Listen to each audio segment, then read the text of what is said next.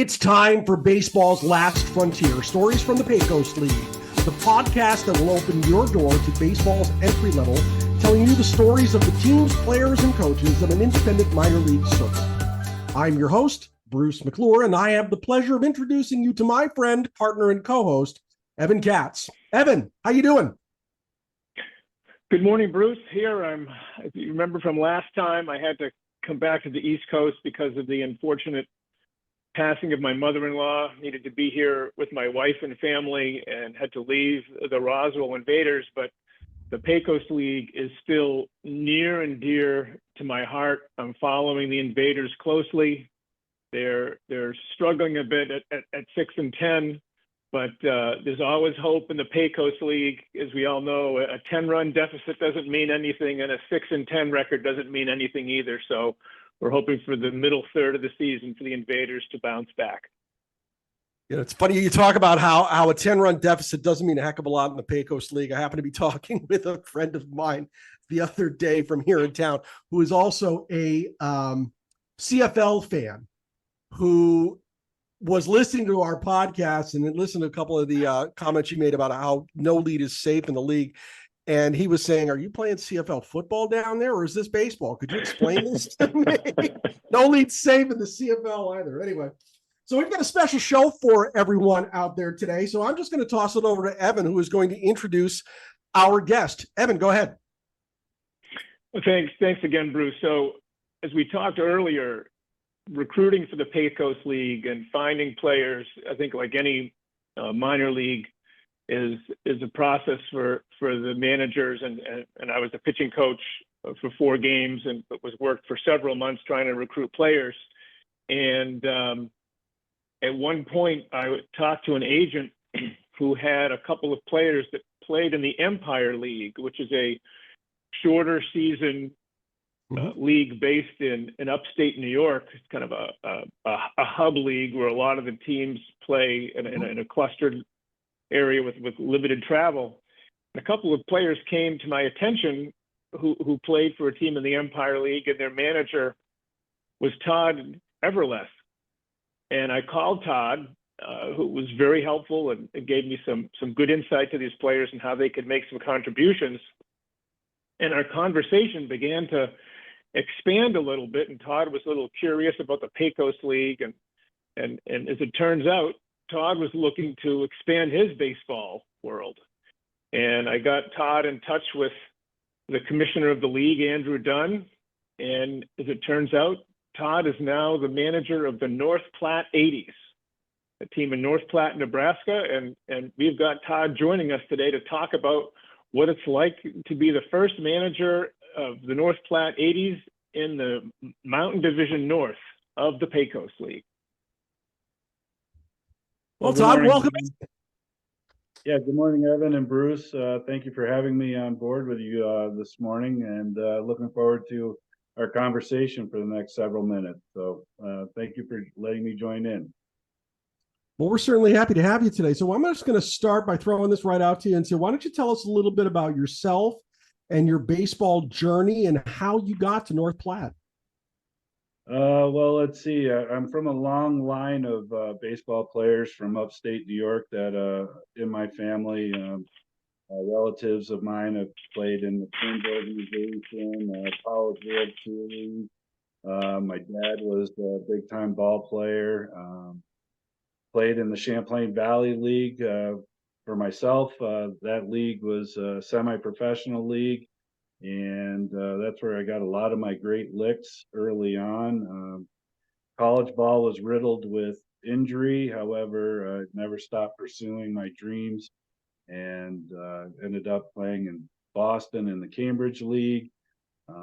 Hitting was my forte. Fielding was awesome as well. But when you get riddled with injuries, and catching was my one location I liked being at. The knees and the shoulders were going early in life, so moved over to third base and played the hot corners, both third and first.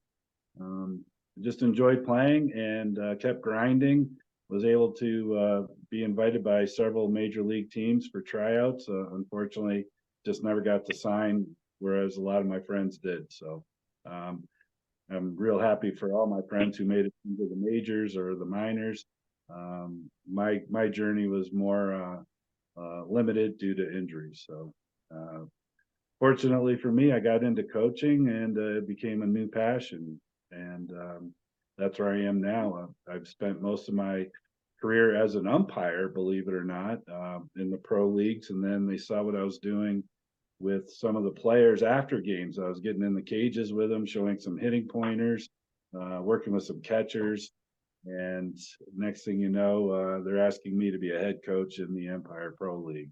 So that's where that journey began with coaching.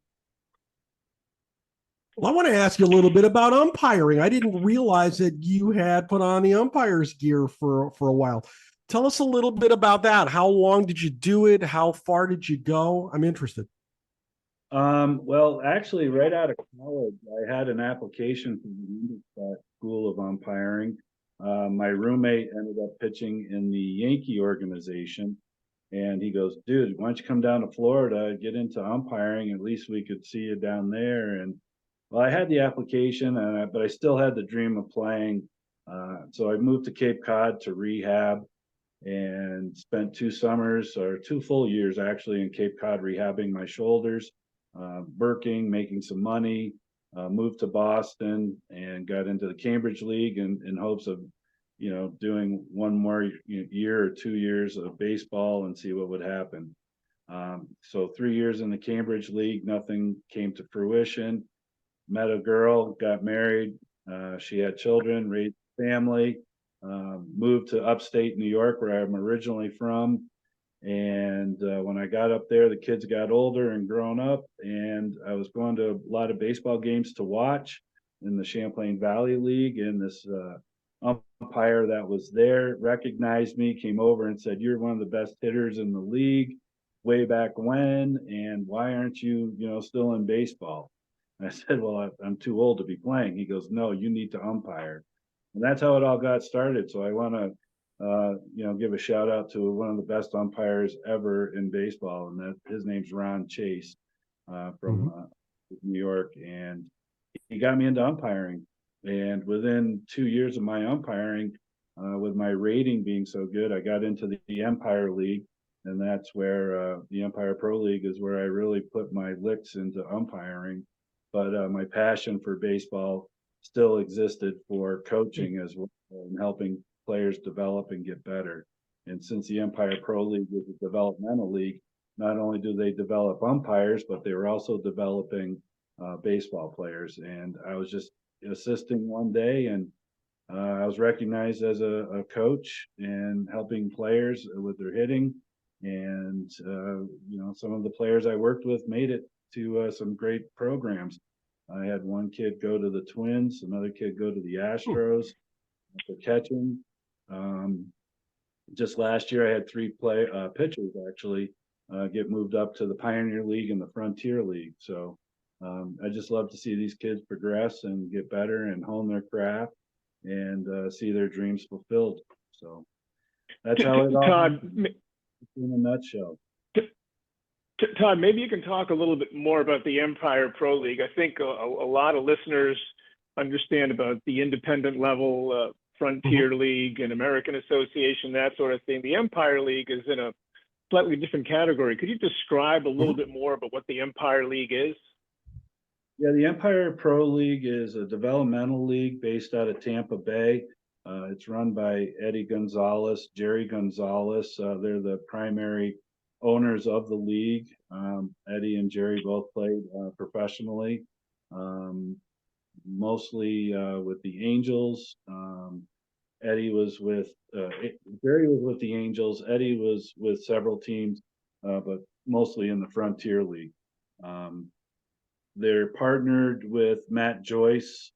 He played for the Tampa Bay Rays for I think 14 years, 1 year with the Phillies.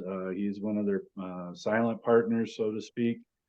Gary Sheffield actually came in this year to help the league out. Now, the Empire League is designed primarily as a hub league where the players are housed in one area. This is more now than before. Now it's they're like in a dormitory, and most of the fields they play on are within an hour's drive from that dormitory or barracks or wherever they put them up. So there's 4 teams this year. In the past, it was up to 8 teams. They had a team in Puerto Rico, team in New Hampshire. They had a travel team called the Road Explorers. But their whole goal is to develop players, move them into either an affiliated program with the major leagues, or try to get them into a partnered league with Major League Baseball, like the Pioneer League, the Atlantic League, or the Frontier League. So a lot of guys actually were part of the minor league program. Some of these kids came out of the Dominican Republic Summer League. They come to Tampa Bay to work on their skills after being released, and they're honing their skills to get back into an affiliated program, or at least get into a Major League Baseball partnered league. So it's highly developmental, and these players have skills, but they just need to work on some of their weaknesses. And once they accomplish getting better on their weaknesses, you see a big difference in their play, and then they get moved up. The Empire League also had a team in the Frontier League, which made it a little bit easier for guys quicker. However, the Frontier League picked up a new team called the New England Knockouts. So when that happened, the league is now even. The Empire Grays, which was the team owned by the Empire League, is now out. Once it becomes an odd number again, the Empire Grays will come back in, and they have to have a travel team only. They don't have a home. So that's kind of the Empire League in a nutshell. It's just trying to get these players back into the ranks of affiliated programs. Yeah, the Empire League had a team in not too far from me in Concord, the Wild, the New Hampshire Wild, and up in Plattsburgh they had the Thunderbirds as well. But that's not terribly far from me either. Never got the chance to see a game. I wish I would have been able to before they went to the hub setup and whatnot. But you're right. The New Hampshire or the New England Knockouts are now in Brockton. They have 2 teams in that ballpark out there. Try to share it, and hopefully they're not going to tear that field up by the end of the year, because that's a municipally owned ballpark. That could be tough out there. You put together this franchise pretty quickly, didn't you? Yeah, as I'm noticing in the Pecos League, a lot of these managers have had about 9 months to a year to put together a team filled with veterans, and you have to have so many rookies. I'm pretty much rookie bound. Most of my team is rookies. I think I signed, Evan, maybe you could remember, towards the end of April, beginning of May is when I signed with the Pecos League. So I literally had about 27 days to put a team together. So there's a lot of work that I contacted a friend of mine, Todd Wilkinson. He played at a University of Chapel Hill, North Carolina at Chapel Hill. He's the athletic director at Aiken of South Carolina, but he used to be the head coach of Barton College out of North Carolina. So he had some contacts for me to reach. I also contacted Chris Dory, a good friend of mine, who's the developmental director at Florida Southern. And with those 2 guys, they helped me pull some players together to start my roster. The league gave me 4 players to start as a starter kit, so to speak. And starter kit. Those 4 are not here anymore. They were definitely released by me early on. But however, I'm still pulling together a solid team. We're lacking in a few spots, and once we fulfill those needs, I think we're going to go on a tear. So, but yeah, it was difficult putting together a roster in such short notice. So Todd, I think if I remember, go ahead. Sorry, Bruce. I was going to ask you, Todd, didn't you share a training facility in North Platte in the preseason with Tucson. Well, Tucson was about 10 minutes away in Hershey, Nebraska. And we were right in North Platte. I did get a chance with my schedule to go scout some of the players that Tucson brought in. They had 65 players that they brought in for their spring training. I had about 20. So I definitely needed to fill my roster. And with, only allowed 25 on a roster, there was 40 players that would be displaced out of Tucson's spring training. So I was able to cherry pick some players out of that. I got a great third baseman who's also a two-way player, and he's a starting pitcher, and he's one of my best pitchers on the staff. But he can also hit and play. So I like having those athlete type players where they can play multiple positions and pitching is a bonus. So yeah, I was able to cherry pick a couple players out of Tucson. I can't fathom having, what was it, 27, 28 days to put a roster together in this league? Yeah. Oh my goodness. That just seems like you'll forgive me for putting it this way, but that just seems like you're set up for disaster, where one thing or another is just going to hit you right off the bat. Can you expand on that? Sure. Most difficult. I made a promise to Evan that the two guys I recommended to him, I wouldn't go after. So I'm a man of my word, and I wish I still had them. Well, ironically, this is the other thing that's unpredictable about 20-something-year-old players is sometimes they don't materialize. And Bruce and I talked about that in an earlier podcast. It turns out neither of them ever made it to Roswell, and there was a third player who Todd and I both thought was ready for the Pecos League, and he didn't want to make the jump either. So it's the recruitment and retention process is very erratic. Yeah, very erratic. It's so you literally have to interview probably 100 players, and you're lucky to see 20 that will show. Some don't want to travel. Some don't want that minor league experience. The hub league is better for them. I had a pitcher that I thought for sure would come to me. He went to the U.S. PBL, which is a hub league as well. There's only 4 teams, and they play on one stadium. So they get their licks in at that point. But the travel can be a deterrent for some of these players. The league doesn't supply buses. The town, or the owners of certain clubs afford that, but most teams don't. So there's some hurdles that these kids have to overcome when they come play in this league. But it's a land of opportunity, and that's how I presented it to them. You perform well here, you develop well here. I have connections that can help you get to the next level. But you got to put your licks in now, and hone those skills, get better at what you're doing, and try to make that next move up. So yeah, it's pretty difficult in the long run to put 25 players together in 28 days.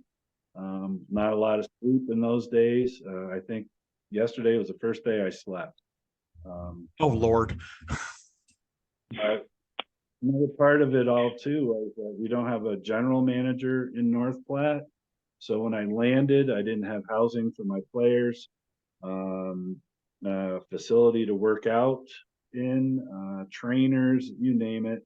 There's a lot of things that the league, doesn't supply, or they try to, but it's up to the general managers to take care of that. I wore 2 hats as soon as I landed in North Platte, first day of spring training.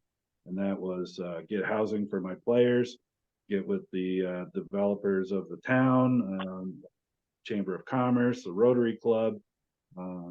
There's a volunteer service company there that I met with.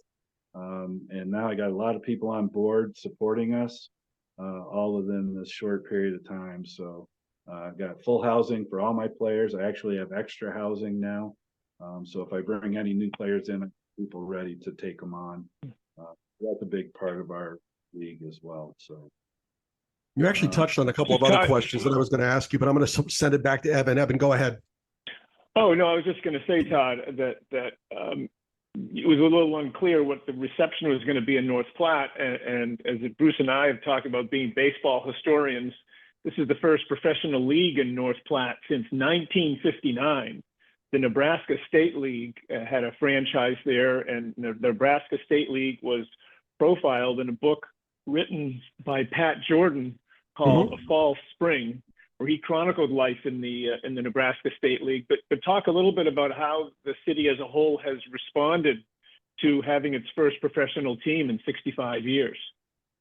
Well, let me answer that in a two-part answer. First of all, they had a team last summer.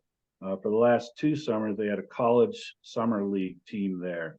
Unfortunately, there were some sour grapes provided to the town from that league.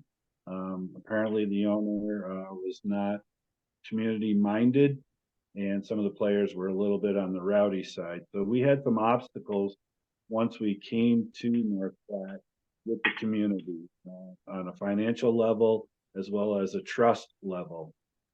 Since they have met with me, the trust level is there again, and they've noticed how my guys are like gentlemen, not partiers, not having a fun time. This is a business, and they're seeing that now. So we had a big hurdle at first to get through, but now they understand what pro baseball is about, and the town is really backing us up tremendously. What's your attendance like? What's your attendance like at the game and the response to your community events?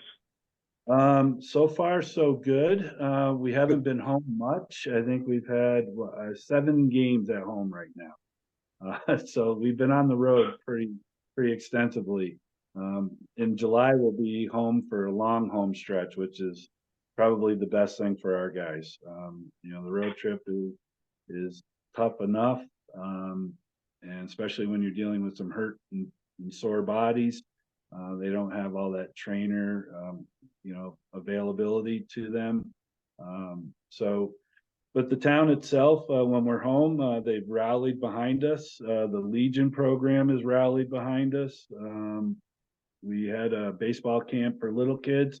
We had a decent turnout. We're hoping for a bigger one next time, coming up next week when we end our road trip in Garden City on Tuesday. So, but yeah, the town has just been fabulous. Once the trust level was there, everybody's on board now, and they want it to. So we need to win some games for them and make them proud of us. In the long run, it's going to be awesome. I just have a great town. Is just amazing people. Midwestern families are the best. They just embrace our players. They embrace what we're doing in the community.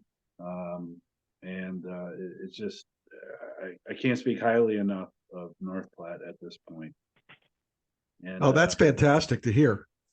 And if any other team in the league wants me to go coach there, it would be a big no on my part. North Platte is where I would be. So. Oh, that's great to hear. Look at the community. A couple of notable players that played in North Platte in that old league. Jim Perry, the brother of Gaylord Perry, played there. Yep. And Duke Sims was also on the field at that very field on which you play, Bill Wood Field, on North Jefferson, North Platte. That goes back a heck of a long way, though. Sure does. So go ahead. What's that? We played in Blackwell, Oklahoma, and come to find out that's where Ernie Banks played. Yeah. A field right in it used to be the Cubs in 52 to 54, I think it was. It was the Cubs minor league AA field. So we got to see the old locker room. It's in shambles, but at least we let the guys go through that locker room and get a little history of baseball for them. So. It's interesting how many of these old ballparks that are seemingly forgotten are actually still standing and still in use in one form or another today. And they're not talked about enough. There's so much history of this game that has been abandoned, forgotten, neglected, that it's astounding what is found on a regular basis about baseball. Yeah. Now, your team was named after a highway. Is that right? From what I understand, yes. It's basically Route 80 goes right through North Platte, and so therefore we are the 80. Hmm. It's a big So, railroad. So, I was thinking maybe we could have been the engineers or something, but tell me a little bit about that. That's the Bailey Yard, right? I think they have like 130,000 railroad cars come through in a day. It's reputed to be the largest organizational rail yard in the world in North Platte, Nebraska. Yes. That's Although true. interestingly enough, we talked about the North Platte 80s. Before I left the Invaders, we played the Pecos Bills in Pecos, Texas. They could have been the Pecos 20s because Route 20 runs through South Texas, but they named the franchise the Pecos Bills. And of those of you who may not know this, the naming or the numbering of U.S. highways starts at Route 10 at the south and Route 90 at the north. Mm-hmm. So the Pecos League encompasses Route 20 in South Texas all the way to Route 80 through Nebraska. Hmm. Yeah. Todd, tell us a little bit about some notable players that you've got on your roster this year. Who do you think is going to stand out in the league? Well, I have probably the biggest player in the league, a kid by the name of Kobe Tweeten, who played out of a college in Oklahoma. He's 6'8", 285. When he gets his bat alive out, so he was one of my first and best acquisitions right there, just for pure athleticism and size.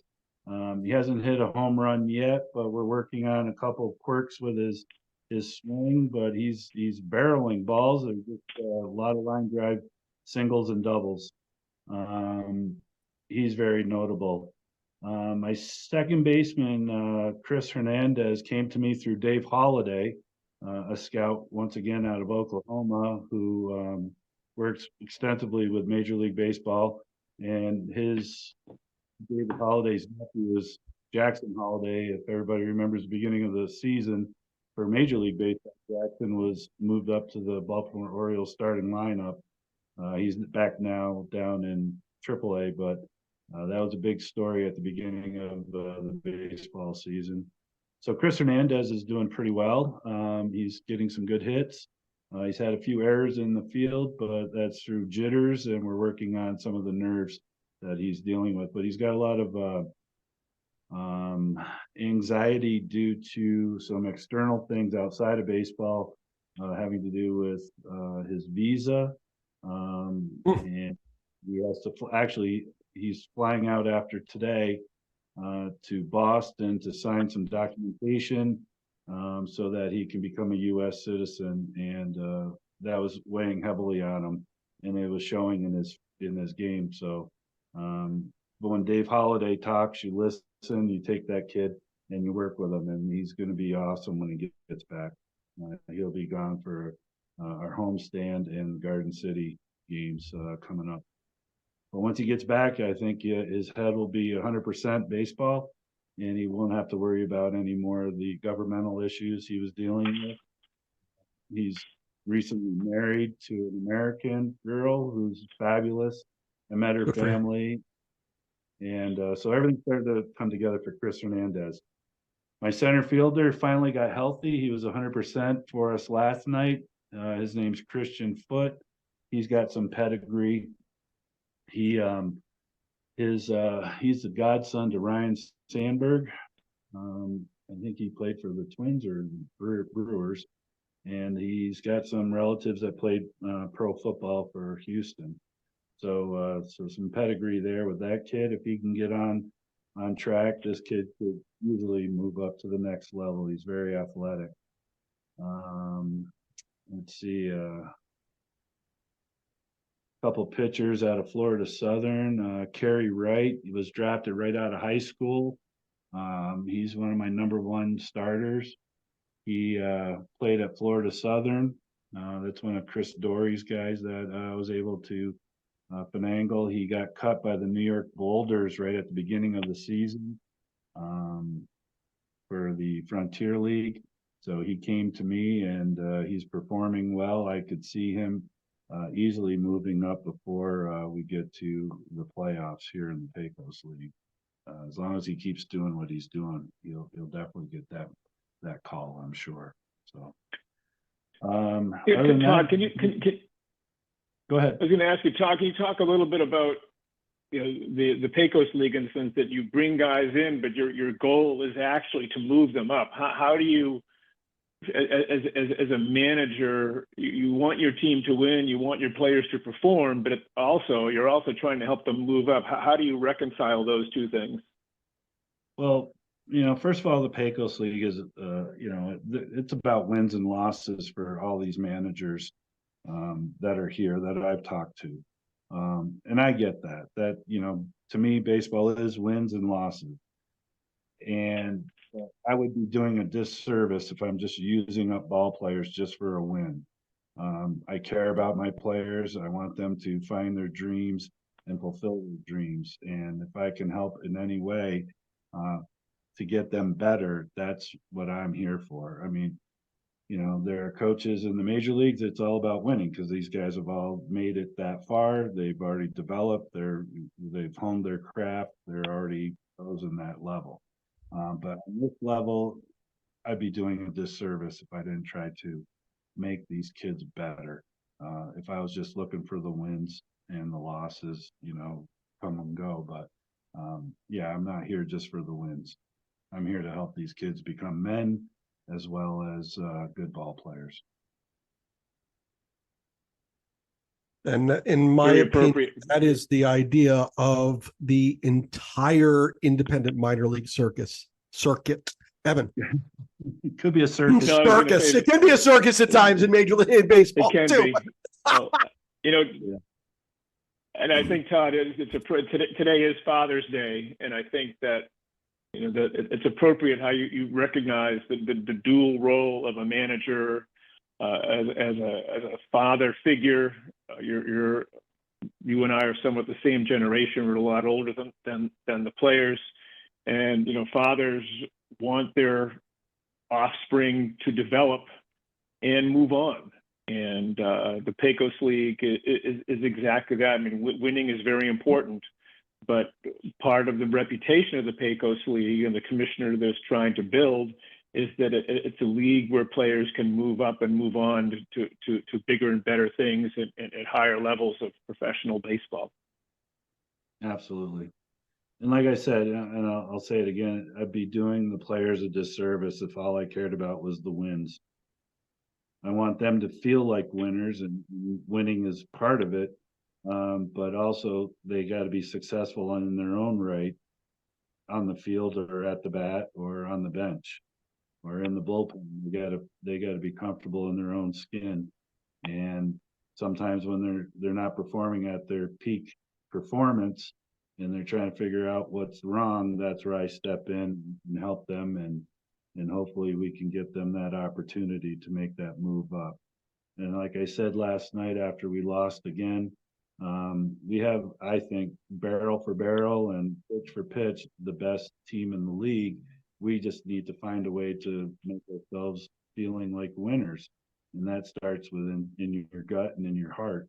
And if you can put those two things together and in the field, you're going to see that success turn into wins. So it's about developing more than the physical skills, but the mental skills and the heart of being a baseball player. You can throw stats away. In my world, I don't care much for stats. Everybody's about analytics and things like that today. I'm looking at the kid's heart. How hard do they want to be here? How much do they want to be here? What do they want to do once they get here? And those are the things I'm looking for. So when I interview players, I'm looking for players that are all like-minded, that they're humble in losing and then humble in winning, and that they're here to hone their craft, get better, and pursue their dreams. And like I said, I do a disservice if all I wanted to do was win.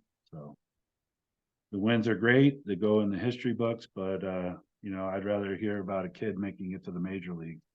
I worked with a kid named Will Musser out of North Carolina several years ago. Now the kid's this kid struggled, tremendously struggled.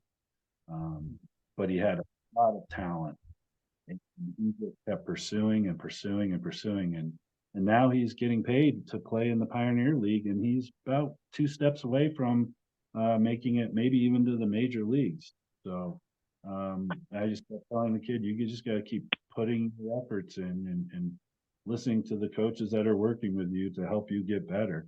And he did that. So on his own and with the help of others, he's now in the Pioneer League. So, and Very good friend of mine once said that there is a big difference between history and legacy. Right. And it sounds to me like you are far more focused on the latter as opposed to the former. And I think that's the right way to be looking at your time here in the Pecos League. Yeah. The wins are great. The losses are horrible, but the success of the players is what makes me wake up every morning and do what I do. Well, I'll tell you what, if you want to go out and see the North Platte 80s, they return home Thursday night, June 20th, to face the Austin Weirdos at Bill Wood Field. Game time is at 6:30 p.m. For more information or to purchase tickets, go to the team's website, northplatte80s.com. And to learn more about the Pecos League, stop by their website at pecosleague.com. If you're not in the area, you can catch all the action at pecosleague.tv as well. And finally, if you're a hardcore baseball fan, you need to join the Society for American Baseball Research, the premier baseball community. Offering an amazing baseball buffet of options to explore your fandom, SABR boasts more than 35 different research committees and over 70 regional chapters and innumerable opportunities to connect with baseball minds across the world. For more information, go to sabr.org/join today. Great discussion today, fellas. For Evan Katz and for Todd Everleth, I'm Bruce McClure. Thanks for listening. We'll see you next week.